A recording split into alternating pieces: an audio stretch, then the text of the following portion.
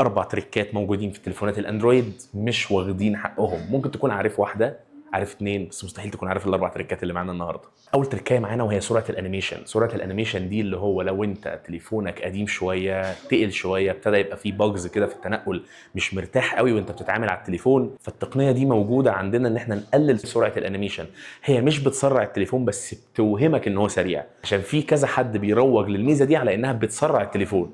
هي فعليا ما بتسرعش التليفون، هي بتوهمك ان التليفون سريع. اول حاجه بتخش على الاعدادات، بتخش على حول الجهاز، بتجيب من الاعدادات خيارات المطور، بتدوس كذا مره على البيلد نمبر لحد ما بيطلع لك خيارات المطور او الديفلوبر اوبشن. من جوه الديفلوبر اوبشن بتقدر تخش تعدل الانيميشن وتعدل سرعته. خاصيه الدول ابس او ان انت يبقى عندك نسختين من نفس التطبيق موجوده بس مش منتشره قوي وسط الناس. ان انت ممكن يبقى عندك 2 واتساب مثلا، 2 تليجرام، 2 فيسبوك، 2 من اي ابلكيشن. لو انت عندك حسابات كتير على التليفون بتاعك مش مضطر ان انت من نفس الابلكيشن تنقل من حساب لحساب.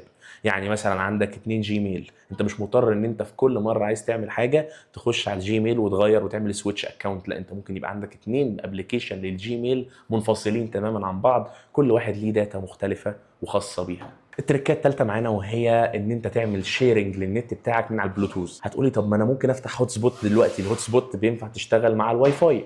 هقول لك كلامك صح، ساعات الواي فاي بيبقى فيه مشاكل على اجهزه معينه، ودي الحاجه اللي ممكن تنقذك. ان انت هنا هتقدر تفتح نت من خلال البلوتوث، مش هتحتاج واي فاي، مش هتحتاج داتا، وساعتها ده هيريحك في حاجات كتير قوي. لان انت ممكن الشريحه او المكان الخاص بتاع الواي فاي، ودي حصلت معايا عن تجربه شخصيه، ساعات الواي فاي بيبوظ او الداتا بتبوظ في تليفونات معينه، بتلاقي ان الشريحه الداخليه وقفت دعم بطريقه غريبه جدا، وساعتها بتضطر تغير بورده كامله. ورابع تركايه معانا، هي مش تركايه قوي، هي نقدر نقول ان هو ابلكيشن، بس انا حطيته في التركات لان هو حاجه انا كانت جديده عليا ان انا لقيتها، ان هو جوجل فيت. جوجل فيت لو انت واحد بتحب الساعات الكلاسيك ومش عايز تلبس ساعه سمارت، بس في نفس الوقت حابب تاخد تجربه الساعه السمارت، حابب تحسب كالوريز بشكل دقيق، حابب تدخل طولك وزنك وتعرف انت بتحرق قد ايه، بتمشي قد ايه، او مش حابب تجيب اي ساعه سمارت مثلا نوعها رديء او كده ومستني ان انت يبقى معاك ساعه سمارت كويسه، فابلكيشن جوجل فيت هيوفر عليك كل ده.